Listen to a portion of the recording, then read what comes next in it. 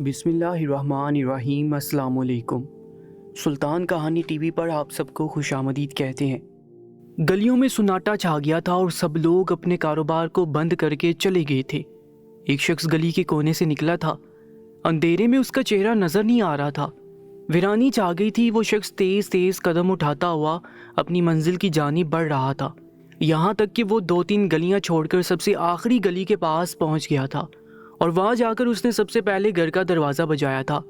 گھر کا دروازہ فوراً سے کھل گیا تھا اور اندر جا کر اس نے دروازہ بند کر دیا تھا اور سامنے موجود شخص کو سر جھکا کر آداب کیا تھا۔ اس کے بعد اس نے جو کچھ کہا تھا وہ سامنے والے شخص کے لیے انتہائی بری خبر تھی۔ غیظ و غضب کے مارے اس نے سامنے موجود شخص کی گردن پر تلوار رکھ دی تھی۔ وہ شخص تھر تھر کانپنے لگا تھا اور معافی مانگنے لگا تھا۔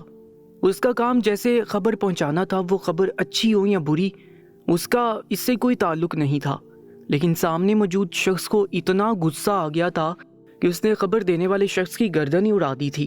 ہر جگہ خون پھیل گیا تھا اور اس کا سر دور جا کے گر گیا تھا، لیکن پھر بھی اس شخص کا غصہ کم نہیں ہوا تھا۔ اس نے جو خبر سنی تھی اس نے اسے برباد کر دیا تھا۔ جو خواب دیکھا تھا اسے چکنا چور کر دیا تھا۔ اس نے اس خواب کے لیے برسوں محنت کی تھی لیکن کوئی فائدہ نہیں ہوا تھا۔ اس نے ساری زندگی خدمات میں گزار دی تھی لیکن پھر بھی اس کے ہاتھ میں کچھ بھی نہیں آیا تھا۔ وہ خالی ہاتھ رہ گیا تھا اور اس خالی دامن نے اس کے اندر غیظ و غضب کو ہوا دی تھی، اور اسی غیظ و غضب نے اس کے سامنے موجود شخص کی جان لے لی تھی۔ اس نے اسے بتایا تھا کہ شاہی محل کے سلطان کا انتخاب کر لیا گیا ہے اور سلطان کے انتخاب کے لیے آپ کا نام کہیں بھی موجود نہیں ہے، اور اسی چیز نے اسے انتہائی غمگین کر دیا تھا، جبکہ اسے اچھی طرح پتا تھا کہ وہ کسی بھی طور سلطان کے موضوع نہیں تھا۔ حالانکہ کتنی بھی خدمت کیوں نہ کر لے وہ شاہی خاندان کے برابر نہیں ہو سکتا تھا، اور شاہی خاندان کا یہ اصول تھا کہ شاہی خاندان کے اندر ہی جو قابل ہوگا وہی سلطان بنے گا۔ گزرنے والے سلطان نے انہیں یقین دلایا تھا کہ ان کا نام شامل کیا جائے گا، لیکن اس نے امیدیں باندھ لی تھیں، اور امیدوں کے پورا نہ ہونے پر پھر اسے بہت زیادہ افسوس ہوا تھا۔ اس نے اپنے ذہن میں ایک نیا لائحہ عمل طے کر لیا تھا، اور اس پر عمل کرنے کے لیے اس نے اپنے مزید ساتھیوں کو دعوت دی تھی، اور ان سے مشورے کے بعد ہی وہ کوئی منصوبہ بنانا چاہتا تھا۔ اس کے ذہن میں جس منصوبے نے جنم لیا تھا انتہائی خطرناک تھا، لیکن اب وہ تخت کے لیے اور سلطنت کے لیے کچھ بھی کر سکتا تھا۔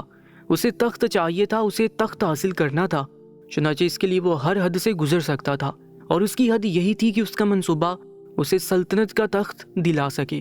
اس نے اپنے تینوں ساتھیوں کو پیغام بھیج دیا تھا کہ وہ فلاں جگہ تشریف لے جائے اور وہ انہیں وہاں ملے گا، اور پھر وہ لوگ منصوبے پر گفتگو کریں گے اور منصوبے کی کامیابی کے لیے لائحہ عمل تیار کریں گے۔ اب اس کی پرسوچ نگاہیں خلا میں گھور رہی تھی اور اس کے لبوں پر خود بخود مسکراہٹ پھیل گئی تھی۔ تو کیا ہوا؟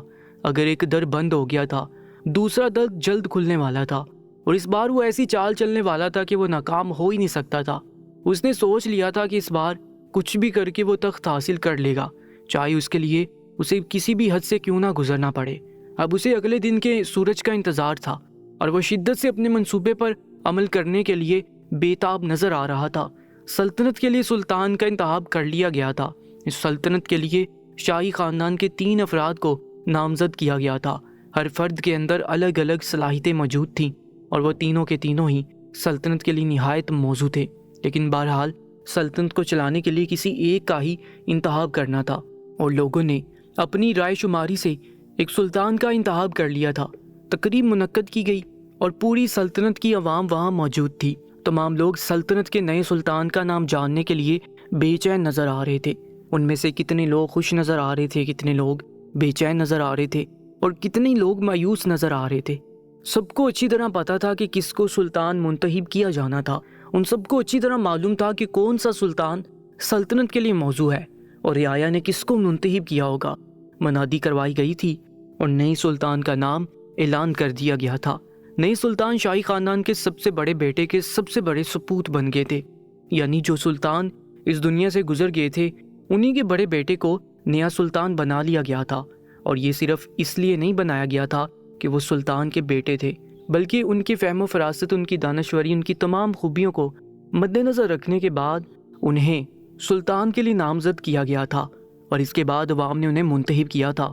وہ خود سے اس تخت پر نہیں آئے تھے، بلکہ عوام کی پسندیدگی انہیں اس مقام پر لائی گئی تھی، اور وہ بنا مقابلہ سلطنت کا مقابلہ جیت سکتے تھے۔ ان کی تقریب تاج پوشی کی گئی تھی اور انہیں تخت پر بٹھایا گیا تھا اور ان سے حلف لیا گیا تھا کہ وہ سلطنت کی فلاح و بہبود کے لیے ہر ممکن اقدامات کریں گے اور اسے ہر ممکنہ حد تک شر سے بچائیں گے اور امن و سکون کا گہوارہ بنائیں گے۔ سلطان نے حلف اٹھا لیا تھا۔ انہوں نے اس بات کو یقینی بنایا تھا کہ وہ عوام کی خدمت کے لیے ہر ممکن کوشش کریں گے، کوئی بھی ایسا قدم نہیں اٹھائیں گے جو سلطنت کے مفاد کے خلاف ہوگا، اور سب کچھ عوام کی فلاح و بہبود کے لیے کیا جائے گا۔ نئے سلطان کی آمد سے سب لوگ خوش نظر آ رہے تھے، لیکن ایک خاندان ایسا بھی تھا جو کسی طور بھی خوش نہیں تھا، بلکہ اس کے اندر حسد اور جلن کی آگ بھڑک اٹھی تھی، اور اس حسد اور جلن کی آگ سلطنت کو جلدی اپنی لپیٹ میں لینے والی تھی۔ نئے سلطان کے حکم پر محل میں بہت سی تبدیلیاں کی گئی تھیں اور مسلسل کی جا رہی تھیں۔ سلطان کے وزیر نے انہیں دربار لگانے کا کہا تھا، سلطان نے اس پر عمل کیا تھا۔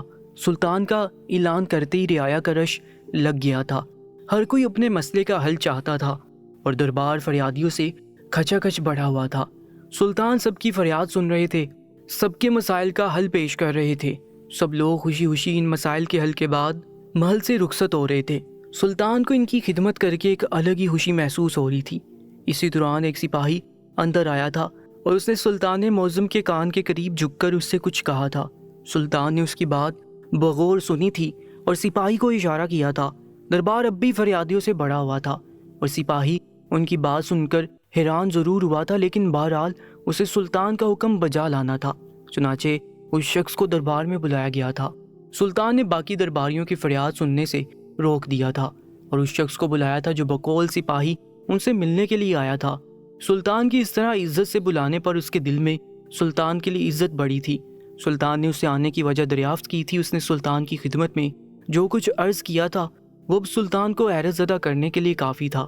اس شخص نے سلطان کے سامنے ایک انوکھی فرمائش رکھی تھی۔ سلطان کو ابھی سلطنت کی باغ دور سنبھالے ہوئے چند دن نہیں گزرے تھے کہ ان پر یہ انوکھی آزمائش آ پڑی تھی۔ انہوں نے اپنے ماتھے پر شکن بھی نہیں آنے دی تھی اور انہوں نے آنے والے کی فرمائش اس طرح سنی تھی۔ وہ شخص یہودی تھا۔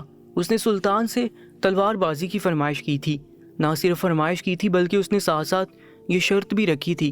اس نے کہا تھا کہ اگر سلطان اس کے ساتھ تلوار بازی کریں گے اور وہ اس میں کامیاب ہو جائیں گے تو وہ ہمیشہ کے لیے ان کی غلامی اختیار کرے گا۔ سلطان نے اس کی بات بغور سنی تھی اور پھر وہ مسکرائے تھے، لیکن درباریوں کو بہت زیادہ حیرانی ہوئی تھی۔ ابھی وہ نئے نئے سلطان بنے تھے اور سلطنت کو بہت سے چیلنجز کا سامنا تھا، لیکن اس کے باوجود سلطان نے اس یہودی کو خالی ہاتھ نہیں لوٹایا تھا بلکہ اس کی فرمائش کو قبول کیا تھا اور اس سے تلوار بازی کرنے کی حامی بڑھ لی تھی۔ لیکن ساتھ ساتھ سلطان نے جواباً ایسی شرط رکھی تھی جسے سن کر سب محل والوں نے انگلیاں دانتوں تلے دبا لی تھیں۔ سلطان کی شرط سن کر سب مسکرا دیے تھے۔ سلطان نے شرط رکھی تھی کہ اگر یہودی تلوار بازی ہار جاتا ہے تو اسے پھر نہ صرف میری غلامی میں آنا ہوگا بلکہ اسلام بھی قبول کرنا ہوگا۔ یہودی یہ سن کر تھوڑی دیر کے لیے دنگ رہ گیا تھا، لیکن پھر اس نے اپنے آپ کو سنبھال لیا تھا اور یہ ظاہر کیا تھا کہ اسے سلطان کی شرط سے کوئی فرق نہیں پڑتا، کیونکہ اسے اپنی تلوار بازی کے فن پر بہت زیادہ گھمنڈ تھا۔ اس نے سلطان کی شرط قبول کر لی تھی۔ اب دیکھنا یہ تھا کہ کون فتح یاب ہوتا ہے اور کون شرط ہار جاتا ہے۔ سلطنت کے چند دن بعد ہی سلطان کے لیے ایک نیا چیلنج سامنے آیا تھا جسے سلطان نے گھبرانے کی بجائے قبول کر لیا تھا اور جلدی مقابلے کے انعقاد کا اعلان کروایا تھا۔ محل کے کچھ لوگ سلطان سے اس بات پر بے حد ناراض تھے کہ انہوں نے اس یہودی کی بات کو اہمیت کیوں دی تھی، لیکن سلطان نے انہیں خاموش کروا دیا تھا۔ ان کا ذہن کسی اور ہی نہج پر سوچ رہا تھا اور وہ جانتے تھے کہ یہ سب کچھ کیا درا کس کا ہے۔ یہی فہم و فراست تھی جس کی وجہ سے انہیں سلطان منتخب کر لیا گیا تھا اور وہ اچھی طرح اس بات سے واقف تھے کہ انہیں کیا کرنا ہے۔ لہٰذا انہوں نے محل کے تمام لوگوں کو خاموش کروا دیا تھا اور اپنے ذہن میں ایک منصوبہ بنایا تھا اور پھر وہ مسکرائے تھے۔ تمام لوگ حیرت میں مبتلا تھے کہ سلطان اس مشکل صورتحال میں بھی مسکرا رہے ہیں، جبکہ وہ نہیں جانتے تھے کہ سلطان نے اپنے ذہن میں کیسا منصوبہ تشکیل دیا تھا جو ان کے حق میں ثابت ہوگا اور جیت سے ہمکنار کرے گا، اور اس طرح یہودی وہ شرط ہار جائے گا۔ یہودی کی سلطان کے سامنے شرط پر پیش کرنے سے 2 دن پہلے کی بات ہے۔ ایک چھوٹے سے کمرے میں 5 لوگ جمع تھے، جن میں سے ایک شخص کرسی پر بیٹھا ہوا تھا اور دوسرے سب زمین پر بیٹھے ہوئے تھے۔ ایسا معلوم ہوتا تھا کہ وہ ان کا سردار ہے۔ شراب نوشی کی محفل چل رہی تھی اور سب مل کر منصوبے کو تشکیل دے رہے تھے۔ ایسے میں سردار نے سب کو مخاطب کر کے کہا تھا کہ ایسا کیا کیا جائے کہ سلطان کی سلطنت شروع ہونے سے پہلے ختم ہو جائے۔ ان میں سے ایک شخص جو بہت زیادہ چلاک تھا اور خاص طور پر یہاں بلایا گیا تھا، وہ آگے بڑھا۔ وہ مذہب کا یہودی تھا۔ اس نے سردار کو مشورہ دیا کہ اگر سلطان کے سامنے تلوار بازی کی مہارت پر شرط رکھی جائے تو کیسا ہوگا؟ آپ تو ان کے بہت قریبی ہیں، اچھی طرح جانتے ہیں کہ سلطان کی تلوار بازی میں مہارت کیسی ہے، اور آپ مجھے بھی اچھی طرح جانتے ہیں، اور یہ بھی جانتے ہیں کہ میں بھی تلوار بازی میں بے حد ماہر ہوں۔ وہ سردار سوچ میں پڑ گیا تھا اور پھر مسکرایا تھا۔ اس نے سامنے بیٹھے ایک دوسرے شخص کو اشارہ کیا تھا۔ اس نے میان سے تلوار نکال کر سردار کی طرف اچالی تھی۔ یہودی سمجھ گیا تھا۔ اس نے بھی اپنے میان سے تلوار نکال کر مقابلہ شروع کیا۔ سردار نے مقابلے کے دوران ہی یہودی کو بتایا تھا کہ میں ہی شاہی محل میں سب سے اچھا تلوار باز تھا، اور اس کے بعد وہاں کوئی اچھا تلوار باز ابھی تک پیدا نہیں ہو سکا، اور اس وقت کے جو سلطان ہیں انہیں تلوار بازی میں بہت زیادہ مہارت حاصل نہیں ہے۔ چنانچہ اگر تم مجھ سے تلوار بازی میں جیت جاتے ہو تو میں سمجھ جاؤں گا کہ تمہاری تلوار بازی میں مہارت مجھ سے بھی زیادہ ہے، اور تم سلطنت میں قدم رکھو گے، وہ میرے قدم شاہ خاندان میں مضبوط کرے گے، اور پھر میں سلطان کے عہدے تک پہنچ جاؤں گا۔ مقابلہ شروع ہوا تھا اور یہودی نے کئی وار کیے تھے۔ آخرکار سردار نے ہار مان لی تھی اور یہودی کو کہہ دیا تھا کہ وہ سلطان کے سامنے تلوار بازی کی شرط ضرور رکھے، کیونکہ جب تم نے مجھے ہرا دیا ہے تو اس کا مطلب تم سلطان کو بھی شکست سے دوچار کر سکتے ہو، اور میں نے تمہاری صلاحیتیں دیکھ لی ہیں اور مجھے ان پر بھروسہ بھی ہے۔ تلوار بازی جیتنے کے بعد تم سلطان کے سامنے یہ شرط رکھنا کہ تم ان کے غلامی اختیار کر لو گے، اس طرح تم ان کی نظر میں اچھے بن جاؤ گے۔ اس کے ساتھ ساتھ تم یہ بھی شرط رکھنا کہ تلوار بازی میں اگر سلطان کو شکست ہوئی تو وہ اپنی ساری سلطنت تمہارے حوالے کر دے، اور پھر تم تمام لوگوں سے مشورے کے بعد ایک نیا سلطان مقرر کرو گے، اور ظاہر ہے نیا سلطان میں ہی ہوں گا۔ لوگوں کی رائے معلوم کرنا تو بس بہانہ ہوگی، اور اس طرح میں نیا سلطان بن سکوں گا۔ یہودی مسکرایا تھا اور پھر سردار سے ایک سوال کیا تھا، جس پر سردار نے بے تحاشا کہکا لگایا تھا۔ کہنے لگا کہ تمہارے سوال کا مطلب میں سمجھ گیا ہوں۔ تم اس پورے کھیل کے پیچھے اس کی قیمت لگا رہے ہو، اور یقیناً اس کی قیمت وہی ہوگی جو تم مانگو گے، یعنی تمہیں منہ مانگی قیمت ملے گی۔ یہودی بے تحاشا خوش ہوا اور پھر اس نے مطالبہ کر دیا تھا کہ اس پورے کھیل کے لیے وہ پورے 20,000 دینار سردار سے طلب کرے گا۔ سردار مان گیا تھا اور اس نے حامی بڑھ لی تھی، لیکن یہودی سردار سے بھی زیادہ چلاک تھا۔ اس نے سردار سے کہا کہ میں تمہاری زبانی کلامی باتوں پر کبھی بھی یقین نہیں کر سکتا۔ جو اپنے مسلمان بھائی کا نہیں ہو سکتا وہ میرا کیا ہوگا؟ چنانچہ میں لکھت پڑھت کرنا چاہتا ہوں، اور تم مجھے لکھ کر دو کہ اگر اس کھیل میں کامیاب ہو گیا تو تم مجھے 20,000 دینار اشرفی دو گے، اور اگر سلطان کو شکست ہوئی تو میں تمہیں سردار بننے کے لیے راہ ہموار کروں گا۔ سردار نے پہلے آنکھیں چھوٹی کر کے غور سے اسے دیکھا تھا۔ وہ انتہائی چلاک ہونے کے ساتھ ساتھ سمجھدار بھی تھا۔ وہ جانتا تھا کہ سردار پر اگر بات آئے گی اور اس کی غداری عیاں ہو جائے گی تو پھر وہ یہودی کی بات سے بھی مکر جائے گا اور اس کو پس سے پشت ڈال دے گا، اور یہودی کے پاس کوئی ثبوت بھی نہیں ہوگا۔ چنانچہ یہودی نے اس سے ثبوت ہی مانگا تھا، اور یہ لکھت پڑھت اس نے اس لیے نہیں کی تھی کہ اسے سردار کی بات پر یقین نہیں تھا، بلکہ اس لیے کی تھی کہ اسے اس بات کا یقین ضرور تھا کہ اگر سردار کی غداری ظاہر ہو جائے گی تو وہ سلطان کے سامنے اس بات سے مکر جائے گا کہ اس نے یہودی سے کوئی معاہدہ کیا تھا، یعنی اسے سردار کی زبان پر کوئی بھروسہ نہیں تھا۔ اور ایسا ہی تھا، سردار نے اسے لکھت پڑھت کر کے دے دی تھی، اور ایک کاغذ اس نے خود اور دوسرا سردار نے رکھا تھا۔ یوں یہ محفل اختتام پذیر ہوئی تھی، اور جو طے پایا تھا اس پر پورے 2 دن بعد عمل کرنا لازم تھا۔ یہ خفیہ معاہدہ تھا جو 2 لوگوں کے درمیان ہوا تھا، اور چاروں لوگ اس کے شاہد تھے۔ ان تمام لوگوں کو ہدایت کی گئی تھی کہ اپنے منہ بند رکھیں اور اپنی کسی حرکت سے یہ ثابت نہ کریں کہ یہ لوگ سلطنت کے سلطان کے غدار ہیں۔ یہودی کے جانے کے بعد وہ 4 لوگ اپنے سردار کے پاس بیٹھے ہوئے تھے۔ انہوں نے سردار سے پوچھا تھا کہ اگر یہودی یہ شرط ہار گیا تو کیا ہوگا، جس پر سردار نے کہا تھا کہ یہودی شرط نہیں ہار سکتا۔ ہم نے اس یہودی پر اکتفا نہیں کرنا، بلکہ تم 4 لوگوں کے اوپر یہ ذمہ داری عائد کرتا ہوں کہ جب یہودی سلطان کو اس کھیل کی دعوت دے گا اور تلوار بازی میں مہارت دکھانے کی بات کرے گا، تب تم لوگ محل میں موجود رہنا اور یہ جاسوسی کرنا کہ سلطان اس یہودی سے نمٹنے کے لیے کیا کیا اقدامات کرتے ہیں اور کیا کیا منصوبے بنائے جاتے ہیں۔ اس منصوبے کی ہر ایک چیز کی خبر مجھے معلوم ہونی چاہیے اور ہر ایک چیز مجھے پتہ ہونی چاہیے، اور یہ ساری ذمہ داری میں تم پر عائد کرتا ہوں۔ مجھے امید ہے کہ تم لوگ اپنے سردار سے وفاداری ظاہر کرو گے اور میرا سر نیچا نہیں کرو گے، بلکہ مجھے سلطنت کا نیا سلطان بنانے کے لیے اپنی تمام تر توانائیاں استعمال کرو گے۔ ان چاروں نے یک زبان ہو کر کہا تھا کہ وہ اپنی تمام تر توانائیاں اپنے سردار کو سلطان بنانے کے لیے استعمال کر دیں گے، چاہے انہیں کچھ بھی کرنا پڑے، اور جاسوسی کرتے ہوئے اگر پکڑے بھی گئے تو انہیں اپنی گردن ہی کیوں نہ کٹانی پڑے۔ یہودی کے جاتے ہی سلطان نے مجلس برخاست کر دی تھی اور تمام دربار سے فریادی جا چکے تھے۔ اب پورا دربار خالی ہو چکا تھا۔ سلطان نے اپنے سے 4 خاص ملازمین جو اعلیٰ عہدے پر فائز تھے اور جن پر سلطان کو پورا بھروسہ تھا، انہیں وہیں بیٹھے رہنے کا کہا تھا۔ تمام لوگوں کے چلے جانے کے بعد سلطان نے انہیں مخاطب کیا تھا اور کہا تھا کہ آپ کے ذہنوں میں اگر کوئی بات موجود ہو تو وہ ضرور مجھ سے کی جائے، تاکہ مجھے پتہ چلے کہ عوام اور رعایا کی اس معاملے میں کیا رائے ہے۔ سب سے پہلا اعلیٰ عہدیدار اٹھا تھا اور اس نے سلطان معظم سے آداب عرض کرنے کے بعد کہا تھا کہ سلطان معظم، عام آدمی اس بات پر بالکل خوش نظر نہیں آ رہا تھا کہ آپ نے سلطنت کے نوزائیدہ سلطان ہونے کے باوجود اس یہودی کی تلوار بازی کی مہارت کو قبول کر لیا تھا، جبکہ آپ کو اس وقت سلطنت کے دوسرے مسئلوں پر توجہ دینے کی ضرورت ہے۔ یہ کہہ کر وہ خاموش ہو گیا تھا۔ سلطان نے اسے اشارہ کیا تھا اور وہ بیٹھ گیا تھا۔ اس کے بعد دوسرا شخص کھڑا ہوا تھا۔ اس نے سلطان سے کہا تھا، میری نظر میں نے جہاں تک مشاہدہ کیا تو رعایا آپ سے خوش تو ہے، لیکن تھوڑی ڈری ہوئی ہے کہ اگر سلطان یہ مقابلہ ہار جاتے ہیں تو پھر یہودی ان کی ساری سلطنت پر قبضہ کر لے گا، تو ایسے میں رعایا کا کیا ہوگا؟ اس لیے میری نظر میں رعایا آپ کے اس معاملے میں آپ سے ناراض ہے۔ تیسرا شخص اٹھا۔ اس نے کہا کہ میرے مشاہدے کے مطابق رعایا آپ سے بےحد خوش ہے کہ جب سلطان کسی غیر مسلم کو متاثر کرتے ہیں اور ان پر جو اسلام کا اچھا اثر پڑتا ہے تو رعایا اس سے بہت خوش ہوتی ہے۔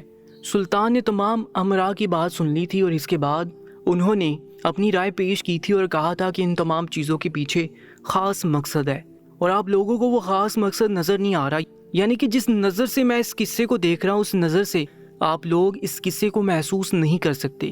اس قصے کے پیچھے ایک بہت بڑی بغاوت چھپی ہوئی ہے اور ایک بہت بڑا باغی یہ تمام کھیل رچائے ہوئے ہے۔ اگرچہ مجھے سلطنت کو سنبھالے ہوئے محض 4 دن ہوئے ہیں، لیکن تجربہ میرا 4 سالوں پر محیط ہے، اور اس تجربے سے میں نے ایک بات اخذ کی تھی کہ یہودی کا آنا محض اتفاق نہیں تھا، نہ ہی کسی مسلم سلطنت پر یہودی اس طرح آ کر ان پر تلوار بازی کی شرط عائد کر دے، انہیں مقابلے کی دعوت دے۔ ایسا ہونا ہرگز ممکن نہیں ہے۔ یہ اس وقت تک ممکن نہیں ہے جب تک کوئی اپنا اس میں شامل نہ ہو، اور مجھے جس شخص کا شک ہے میں اس کا نام نہیں لوں گا، کیونکہ ابھی مجھے اس پر صرف شک ہی ہے۔ جب تک مجھے پکا گمان نہیں ہو جاتا یا حقیقت کا علم نہیں ہو جاتا کہ ہاں یہی شخص ملوث ہے، تب تک میں شخص کا راز فاش نہیں کر سکتا، اور تب تک میں اس کے ڈرامے میں کردار ادا کرنے کے لیے بھرپور طور پر تیار ہوں۔ سلطان کے ملازمین یعنی اعلیٰ عہدیدار یہ بات سنتے ہی اشش کر اٹھے تھے۔ یہ تمام تو لوگ سلطان کے مخلص ہیں۔ ان تمام لوگوں کی موجودگی میں سلطان کو کسی قسم کا کوئی ڈر نہیں تھا، کیونکہ سلطان نے ان تمام لوگوں کے خلوص کو آزمایا ہوا تھا اور یہ جان گیا تھا کہ یہ لوگ سلطنت سے بھی اتنے ہی مخلص تھے جتنے کہ یہ لوگ اپنی جان سے مخلص تھے۔ چنانچہ سلطان کو یہ ڈر نہیں تھا کہ ان کی یہ رائے باہر گردش کرے گی، بلکہ انہیں اتنا معلوم تھا کہ ان کی رائے ان 5 کے درمیان ہی رہے گی اور کوئی چھٹا اس سے واقف نہیں ہو سکے گا۔ اس کے بعد جب سلطان نے اپنی رائے پیش کر دی تو انہوں نے ایک نیا منصوبہ ان کے سامنے پیش کیا تھا، اور اس منصوبے کو سنتے ان تمام لوگوں کی آنکھیں چمک اٹھی تھی اور انہیں اپنے سلطان کی فہم و فراست پر پورا بھروسہ ہو گیا تھا۔ انہوں نے ایک بار پھر سلطان کو داد دی تھی کہ ان کا منصوبہ بہت ہی زیادہ اعلیٰ ہے، اور جو منصوبہ سلطان نے انہیں بتایا تھا اس بات نے انہیں یقینی بنا دیا تھا کہ اس منصوبے کے تحت اگر عمل کیا جائے تو یہ کھیل اور مقابلہ سلطان ہی جیتیں گے اور یہودی کو شکست ہوگی۔ اب یہ منصوبہ کیا تھا یہ تو اس کھیل والے دن ہی پتہ چلنا تھا۔ تمام ملازمین سے بات کرنے کے بعد سلطان معظم اپنی خوابگاہ میں تشریف لے آئے تھے اور انہوں نے ملکہ عالیہ سے گفتگو کرنی شروع کر دی تھی۔ ملکہ عالیہ کو بھی تمام واقعے کا علم ہو چکا تھا۔ انہوں نے سلطان سے فکر مندی سے پوچھا تھا کہ آپ بھی جانتے ہیں، میں بھی جانتی ہوں کہ وہ یہودی تلوار بازی میں آپ سے زیادہ ماہر ہے، تو آپ نے اس سے مقابلے کی حامی کیوں بڑھ لی ہے؟ سلطان معظم مسکرائے۔ انہوں نے ملکہ سے کہا کہ میں یہ مقابلہ ایک ہی صورت میں جیت سکتا ہوں۔ ابھی وہ یہ بات کر ہی رہے تھے کہ انہیں خوابگاہ کے داخلی دروازے کے پاس کسی کا سایہ نظر آیا، یعنی ان کی گفتگو کو کوئی باہر کھڑا ہو کر سن رہا تھا۔ چنانچہ سلطان معظم نے ملکہ عالیہ کو اشارہ کیا اور پھر اپنی گفتگو کو جاری رکھتے ہوئے کہا کہ میں یہ مقابلہ اسی صورت جیت سکتا ہوں جب میں 15 ہاتھ کے برابر तलवार बनाऊंगा और फिर जाहिर है इतनी बड़ी तलवार से मुकाबला तो मैं ही जीतूंगा। कहाँ उस यहूदी की छोटी सी तलवार होगी और कहाँ मेरी 15 हाथ बड़ी तलवार होगी। जाहिर है मेरी तलवार भारी होगी और वो मेरी तलवार का मुकाबला नहीं कर सकेगा। इस तरह शिकस्त उसका मुकद्दर बनेगी। सुल्तान मौज़म ने अपनी बात मुकम्मल करके दोबारा दरवाजे की तरफ देखा था। रोशनी पड़ने की वजह से वहाँ साया साफ नज़र आ रहा था। अब वहाँ साया गायब हो चुका था, लेकिन सुल्तान मौज़म जो इतला सामने वाले को देना चाहते थे वो इतला उसे दे चुके थे। सुनने के बाद साया वहाँ से फ़ौरन गायब हो गया।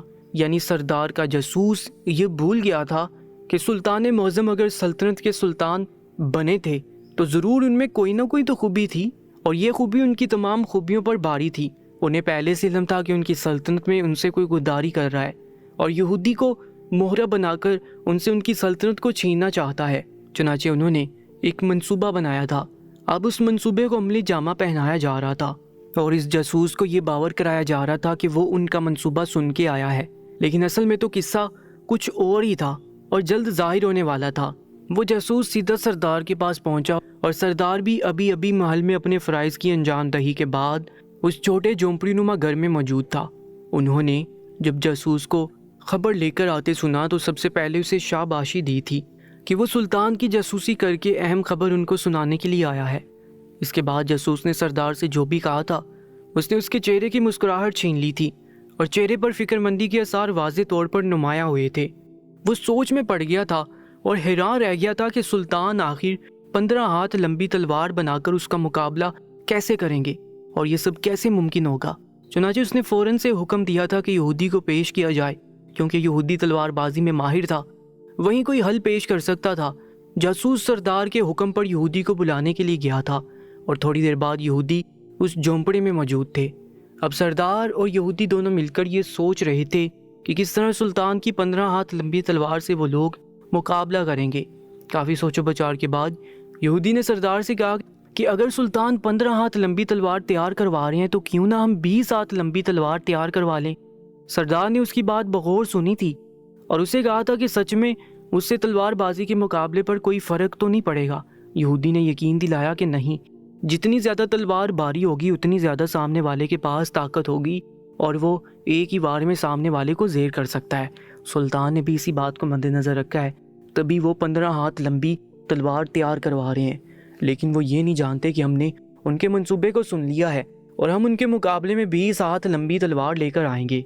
सरदार यहूदी की बात पर इत्मीनान जाहिर किया था, लेकिन फिर अगले लम्हे सरदार ने यहूदी से कहा था कि हमारे पास एक ही दिन है और सुल्तान ने तो 15 हाथ लंबी तलवार बनाने का हुक्म भी दे दिया होगा, जबकि हमने अब उनका मंसूबा सुनकर आए हैं और कोई अमल नहीं कर सके हैं। चुनांचे हमें तो वक्त दरकार होगा। यहूदी ने सरदार की बात सुनी थी और कहा था, कोई बात नहीं, मैं इसका भी हल निकाल लूँगा।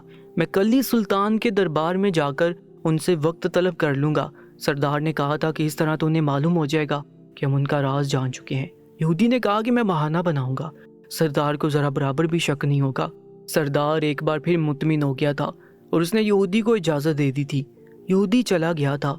अब सरदार को शिद्दत से मुकाबले वाले दिन का इंतज़ार था। अगले दिन यहूदी दोबारा दरबार लगने के वक्त सुल्तान की खिदमत में हाजिर हुआ था। सुल्तान उसे देखते ही मुस्कुराए थे, यानी उन्हें पहले से मालूम था कि यहूदी उनके पास दोबारा ज़रूर हाजिर होगा। यहूदी ने हाजिर होते ही सुल्तान मौज़म से कहा था कि वो मुकाबला नहीं कर सकता। सुल्तान ने उसे वजह पूछी थी तो उसने कहा था कि कल ये मुकाबला नहीं हो सकता, क्योंकि कल हफ्ते का दिन है। हफ्ते का दिन हमारे लिए मुकद्दस दिन होता है। उस दिन हम सारा वक्त इबादत में गुजारते हैं। चुनांचे मैं मुकाबले के लिए नहीं आ सकता। हाँ, अलबत्ता इससे अगले दिन मैं आपसे तलवारबाजी के मुकाबले के लिए ज़रूर आऊँगा। सुल्तान मौज़म ने उसे कहा था कि ये मुकाबला भी तुम्ही ने मुनक्कद किया था और इसको जीतने के बाद शर्त भी तुम्ही ने मुनक्कद की है। अब इस मुकाबले को मनसूख भी तुम ही कर रहे हो और नए दिन का ऐलान भी तुम ही कर रहे हो। लिहाजा तुम्हें जो बेहतर लगता है तुम वो करो और मुझे जो बेहतर लगेगा मैं उस दिन वो करूँगा। यानी सुल्तान ने उसे इजाज़त दे दी थी कि वो जब चाहे मुकाबला रखे, शिकस्त उसका मुकद्दर बनेगी। यहूदी ने सुल्तान का शुक्रिया अदा किया और कहा कि वो हफ्ते के अलावा आने वाले दिन में किसी भी वक्त मुकाबले के लिए आ सकता है। चुनांचे सुल्तान को चाहिए कि वो तैयार रहें। सुल्तान ने एक नज़र यहूदी पर डाली और एक नज़र अपने ख़ास मुलाजमीन पर डाली, जो दरबार से थोड़ा दूर बैठे हुए यहूदी की सारी गुफ्तगू को सुन चुके थे, और ये इशारा इस बात की گواہی دے رہا تھا کہ سلطان کا منصوبہ 100% کام کر چکا تھا۔ اب بس اس مقابلے کے دن کا انتظار تھا جب یہودی شرط ہار جاتا اور پھر جو سلطان نے اس کے بعد منصوبہ بنایا ہوا تھا اس پر عمل درآمد ہونا باقی تھا۔ یہودی محل سے اجازت لے کر چلا گیا اور اس کے بعد سیدھا سردار کے پاس آیا تھا اور کہا تھا چونکہ یہ مقابلہ میں تمہارے لیے کر رہا ہوں، میں اس کے لیے سلطان سے مزید دن بھی طلب کر کے لے آیا ہوں۔ ابھی تمہاری ذمہ داری ہے کہ تم میرے لیے 20 ہاتھ لمبی تلوار ان 2 دنوں میں مکمل کروا دو تاکہ میں مقابلے میں شریک ہو سکوں، اور اس مقصد کے لیے تمہیں خفیہ طور پر 2 ایسے کاریگروں کی ضرورت ہوگی جو 2 دن کے اندر یہ کام کر سکیں۔ اب ہمارے لیے یا مرو یا مار دو کی صورتحال ہے، چنانچہ تمہیں جلد از جلد انتظامات کرنے ہوں گے۔ یہودی سردار کو حکم دے کر چلا گیا تھا اور سردار نے اسے چپ چاپ برداشت بھی کر لیا تھا، کیونکہ اس برداشت کے بعد اسے جو پھل ملنے والا تھا اس کا کوئی ثانی نہیں تھا۔ سلطان اس وقت اپنی خوابگاہ میں آرام کر رہے تھے اور رات گہری ہو چکی تھی۔ آرام کرنے کی غرض سے وہ لیٹنے کا سوچ رہے تھے کہ ان کے دروازے پر دستک ہوئی تھی۔ انہوں نے اٹھ کر دروازہ کھولا تھا تو سامنے ان کا جاسوس کھڑا ہوا تھا۔ انہوں نے وہ جاسوس خاص طور پر اس غدار سردار کے جھونپڑے میں بھیجا تھا جو ان کا خاص اڈا تھا اور جہاں پر وہ اپنے چیلوں کو بٹھا کر آگے کا لائحہ عمل طے کرتا تھا۔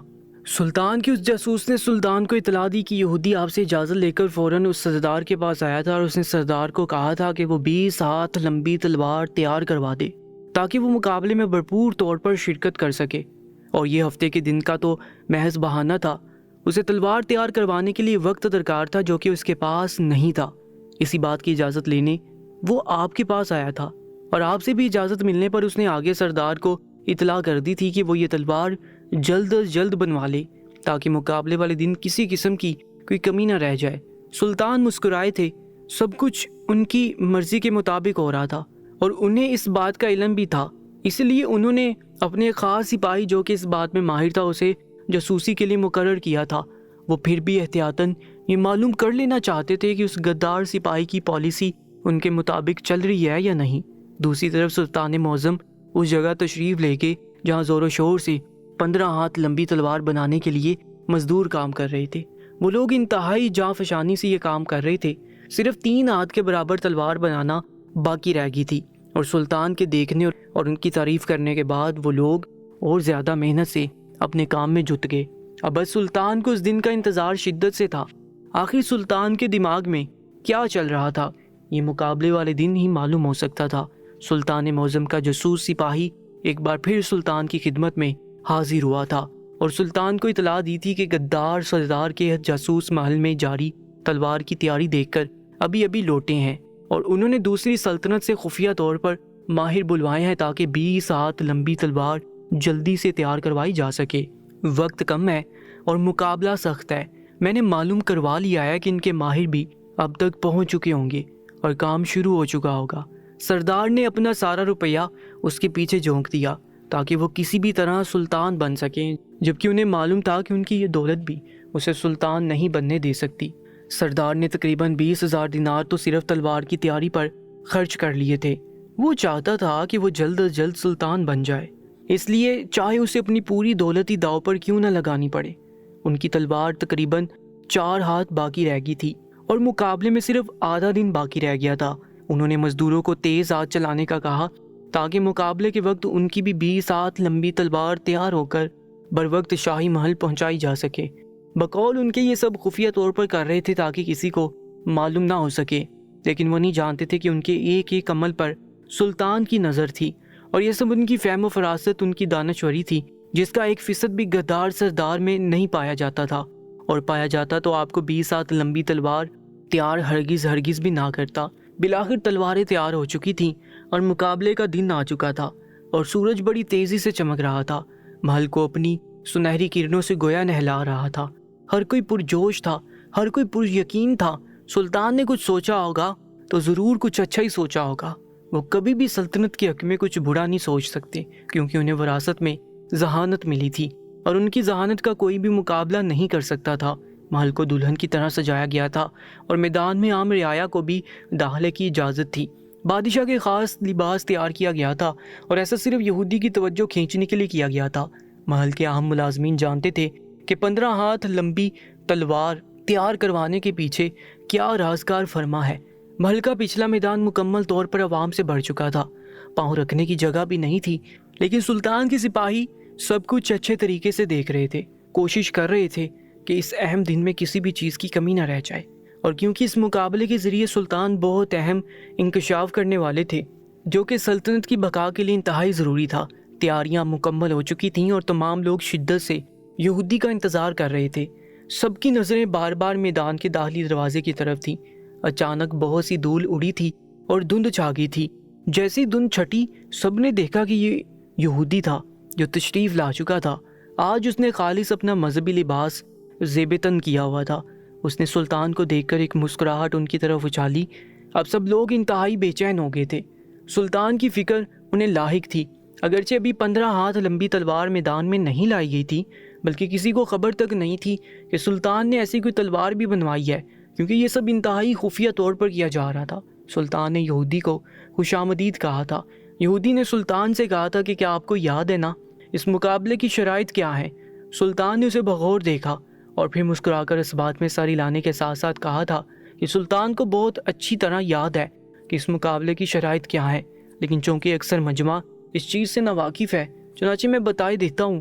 سلطنت کے محل میں مقابلے کے لیے تشریف لانے والوں، ایک دفعہ پھر سن لو کہ یہ یہودی میرے پاس ایک چیلنج لے کر آیا تھا اور کہا تھا کہ اگر آپ مجھ سے تلوار بازی کے مقابلے میں جیت جائیں گے تو میں ساری زندگی کے لیے آپ کی غلامی قبول کر لوں گا، اور اگر اس مقابلے میں سلطان کو شکست ہوگی تو سلطان کو اپنی سلطنت اس یہودی کے حوالے کرنی ہوگی۔ یہ شرائط سن کر مجبے کو سانپ سون گیا۔ یہ ساری شرائط یہودی کی طرف سے ہیں، جبکہ میری شرائط یہ ہیں کہ میں اگر مقابلہ جیت جاؤں گا تو یہودی کو مسلمان ہونا پڑے گا، اور اگر میں مقابلہ ہار جاؤں گا تو ظاہر ہے مجھے اس کی شرائط ماننا ہوگی۔ اس کے بعد سلطان یہودی کی طرف بڑھے، اس سے مصافحہ کیا اور پھر مقابلہ شروع کرنے کی اجازت مانگی۔ سلطان کی طرف سے اتنی عزت ملنے پر وہ یہودی حیران ہوا تھا، لیکن کچھ کہا نہیں تھا۔ اس نے مقابلہ شروع کروانے کی اجازت دے دی تھی۔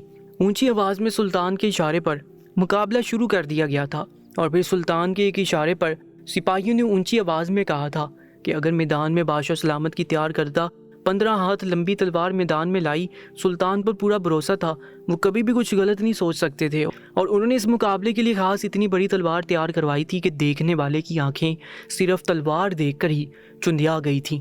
ابھی تو مقابلہ شروع ہونا باقی تھا۔ تلوار بہت مہارت سے تیار کی گئی تھی، اور اس تلوار کو اٹھانے کے لیے سلطان نے 5 سپاہیوں کو بھی مقرر کیا تھا، کیونکہ اتنی بڑی تلوار کسی ایک انسان کے بس کی بات نہیں تھی۔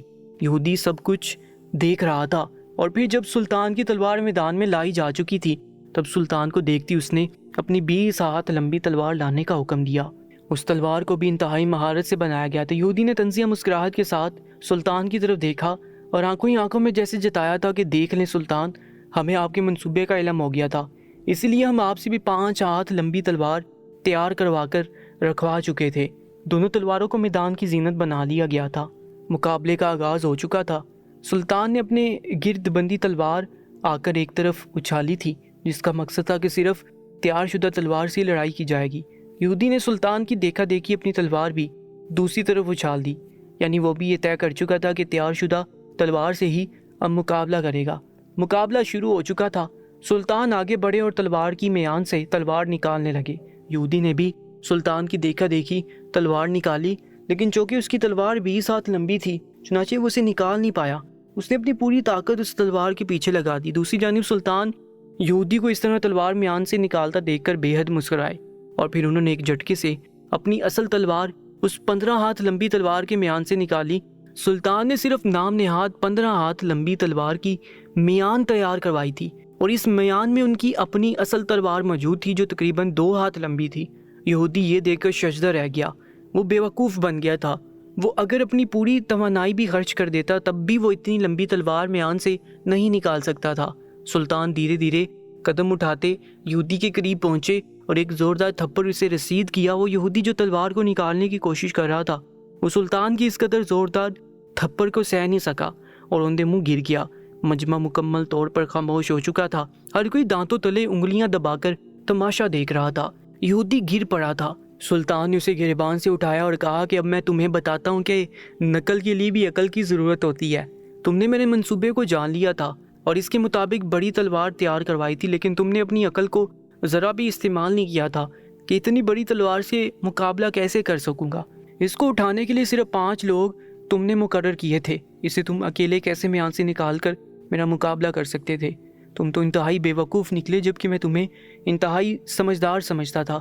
اس کے بعد سلطان نے اسے ایک اور تھپڑ رسید کیا۔ وہ دوبارہ گر پڑا۔ سلطان نے ایک بار پھر اسے گریبان سے پکڑ کر اٹھایا اور کہا کہ یہ تھپڑ میری سلطنت پر نظر رکھنے کے لیے تمہیں لگایا گیا ہے۔ میں سب کچھ جانتا ہوں کہ تم کس کی شے پر اتنا اچھل کر میرے سامنے مقابلے کی دعوت دینے آئے تھے، حالانکہ تمہارا اس سلطنت سے کوئی تعلق نہیں، بلکہ مجھے سب معلوم ہے کہ تمہارا سردار کون ہے۔ اسی کے ساتھ ہی سلطان نے ایک جھٹکے سے اس یہودی کی گردن پر تلوار رکھ دی۔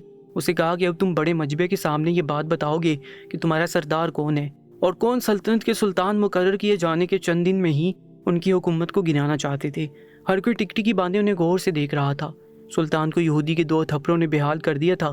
اس نے انگلی اٹھا کر اشارے سے ایک جگہ نشاندہی کی۔ اس جگہ سردار تھا۔ یہ سردار سلطان معظم کے والد صاحب کی خدمت کیا کرتے تھے، پھر لالچ نے انہیں کہیں کا نہیں چھوڑا تھا۔ انہوں نے زبردستی ان سے وعدہ کیا تھا کہ وہ لوگ بھی سلطان کے لیے نامزد کیے جائیں۔ سلطان معظم کے والد صاحب نے ان کی باتوں میں آ کر، ان کے دباؤ میں آ کر انہیں اجازت دے دی تھی، لیکن اقتدار میں آتے ہی یہ اجازت منسوخ کر دی تھی، کیونکہ شاہی خاندان کا اصول تھا کہ سلطان صرف انہی کے خاندان سے بنایا جائے گا اور کسی دوسرے خاندان کا اس میں کوئی عمل دخل نہیں ہوگا، تاکہ شاہی خاندان کے خون میں ملاوٹ سے بچا جا سکے۔ بڑے مجمع نے دیکھ لیا تھا کہ یہودی نے کس کی طرف اشارہ کر لیا۔ سلطان نے دیکھتے یہودی کی گردن اڑا دی تھی اور پورا میدان اللہ اکبر کے نعروں سے گونج اٹھا تھا۔ اس کے بعد سردار نے دیکھا تھا کہ اب اس کی شامت آنے والی ہے، تو وہ بھاگنے لگا تھا، یہاں تک کہ سپاہی پہلے سے چوکنا کھڑے ہوئے تھے۔ انہوں نے اس بھاگنے والے بگوڑے کو پکڑا تھا۔ وہ سلطان کی خدمت میں پیش کر دیا گیا تھا۔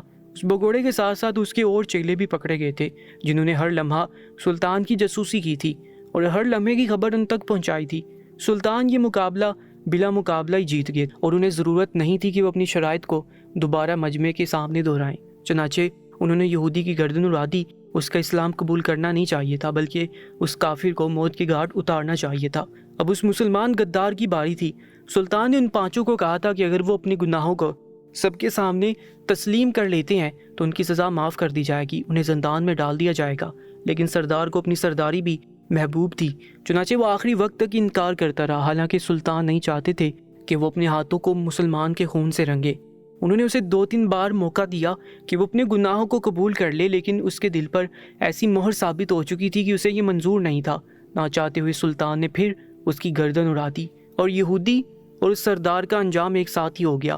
سلطان نے تو محض انہیں بیوقوف بنانے کے لیے 15 ہاتھ لمبی تلوار تیار کروائی تھی اور اس میان کے اندر اپنی اصل تلوار ڈالے ہوئے تھے، جو کہ صرف 2 ہاتھ لمبی تھی، جبکہ بیوقوف یہودی پھنس چکا تھا اور اس نے 20 ہاتھ لمبی تلوار تیار تو کروا لی تھی، لیکن وہ اسے میان سے نہیں نکال سکا کیونکہ وہ بہت زیادہ بھاری ہو چکی تھی۔ یہودی اپنی بیوقوفی کے ہاتھوں جہنم رسید ہو گیا اور سردار بھی اس نادان دوست کی بیوقوفی کی بھینٹ چڑھ گئے۔ غدار اپنے اپنے انجام کو پہنچ چکے تھے اور سلطان نے اپنی ذہانت سے ایک بار پھر سلطنت کی عوام کا دل جیت لیا تھا۔ کہانی کو مکمل سننے کا بہت بہت شکریہ۔ جن دوستوں نے اس کہانی کو مکمل سنا ہے وہ تھوڑا سا اپنا قیمتی وقت نکال کر اپنا نام کمنٹ سیکشن میں لازمی سے لکھیے گا، تاکہ ہمیں بھی پتہ چل سکے اس کہانی کو پورا کس نے سنا ہے۔ انشاءاللہ ملاقات ہوگی ایک نئی کہانی کے ساتھ، تب تک کے لیے اللہ نگہبان۔